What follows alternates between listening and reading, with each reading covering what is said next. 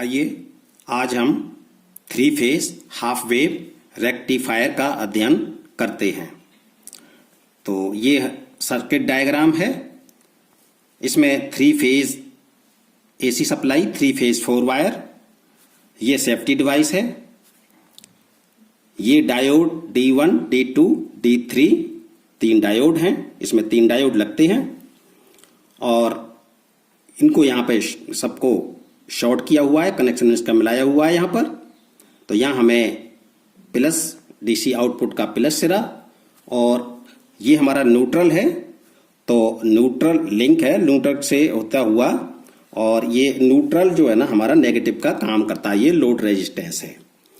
तो ये तो रही सर्किट डायग्राम की बात, ये हमारा सर्किट डायग्राम। और अब देखते हैं कि इसको जो हमने इनपुट साइकिल, इसकी कार्यविधि देख समझेंगे। इसका जो पहले हम एक ग्राफ बना लेते हैं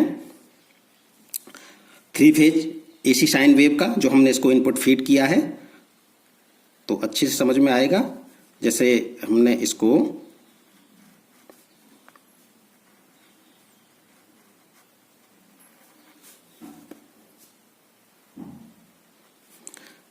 ये हमारा एक रेड फेस, ये हमारा ब्लू फेस,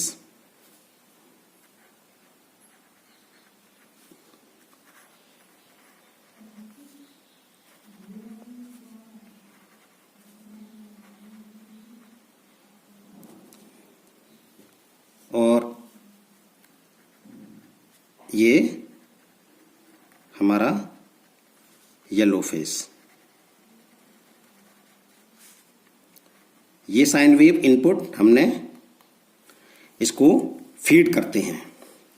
ये हमारी AC three phase AC sine wave, three phase AC sine wave.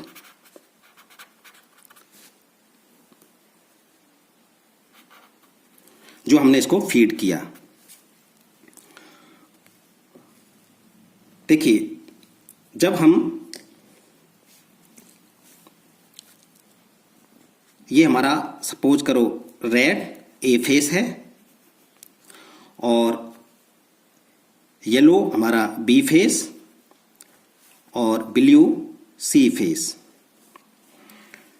तो साथियों देखते हैं कि जब हमारा ए फेस में पॉजिटिव डायरेक्शन में करंट इसमें प्रवाहित होती है तो ये डायोड D1 डायोड हमारा फॉरवर्ड वाइस में हो जाता है और यहाँ से पॉजिटिव वोल्टेज हमें प्राप्त होता है, पॉजिटिव सिरा।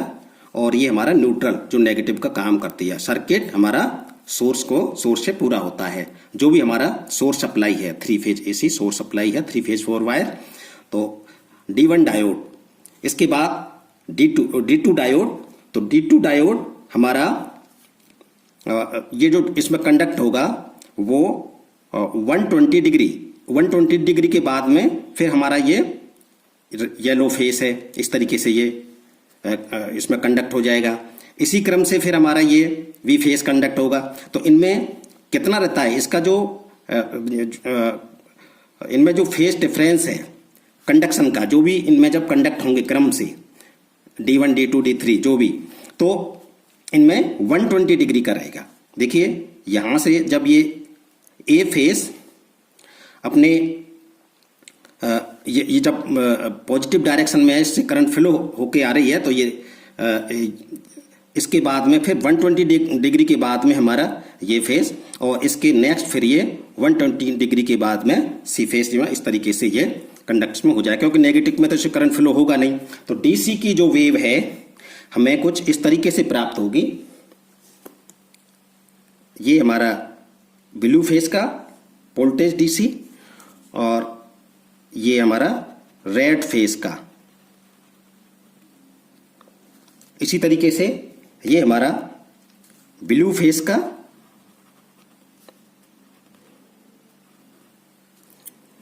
और येलो फेस का, और ये हमारा ब्लू फेस का।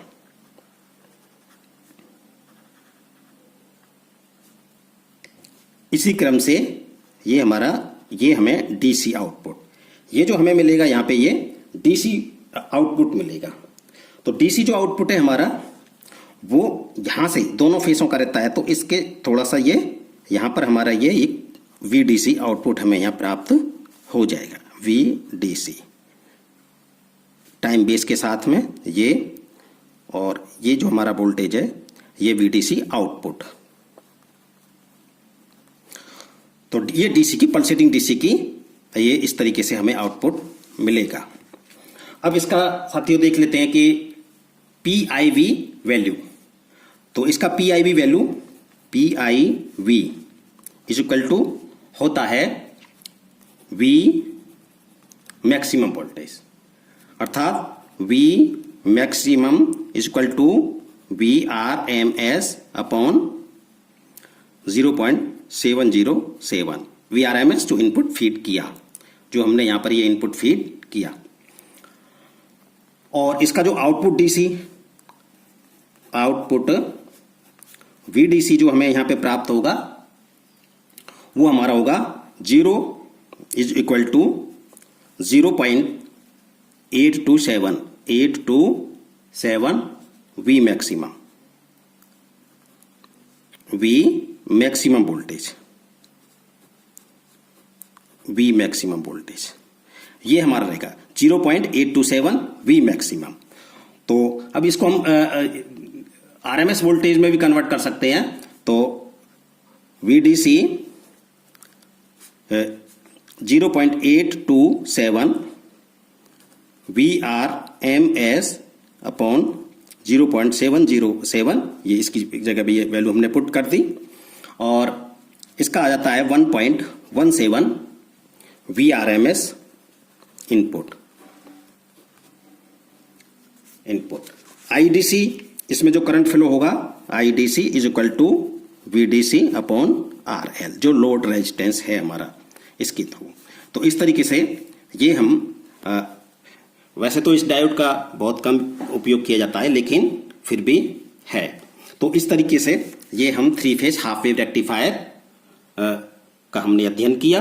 आओ अब इसके हम पैरामीटर का अध्ययन कर लेते हैं, ताकि जो भी हमारी परीक्षाओं से संबंधित प्रश्न पूछे जाते हैं तो ये पैरामीटर इसके हमें याद रहें। Parameter of 3 phase half wave rectifier. Number 1, 3 diode required. Number 2, PIV peak inverse voltage is equal to V maximum. Number 3, VDC output DC is equal to 0.827 V maximum. Number 4, IDC output DC current is equal to VDC output DC voltage upon RL. Number 5, FDC output pulsing DC frequency is equal to 3 times of supply frequency of AC input. Number 6, ripple factor 0.17.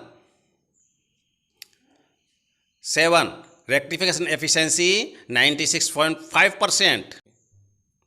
Number 8, PDC power of DC output is equal to VDC output DC voltage upon RL. Number 9, transformer utilization factor is equal to 0.675. Video अच्छा लगे तो like कीजिए, subscribe कीजिए and share कीजिए। धन्यवाद।